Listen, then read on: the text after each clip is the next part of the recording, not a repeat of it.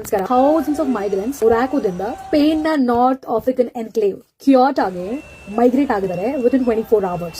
ಸಮುದ್ರ ಮಾರ್ಗ Kyoto history repeats ಅಂತ ಏನ್ ಹೇಳ್ತಾರೆ, ದಟ್ ಇಸ್ ನಾಟ್ ಅ ಲೈ. 2021 ಇದೇ ಆಗಿತ್ತು. ಮೊರಾಕೋ ಮತ್ತು ಸ್ಪೇನ್ ನ ನಡುವೆ ಇದೇ ರೀತಿ ಡಿಪ್ಲೊಮ್ಯಾಟಿಕ್ ಟೆನ್ಷನ್ ಇನ್ಸಿಡೆಂಟ್ ಆಗಿತ್ತು 2021.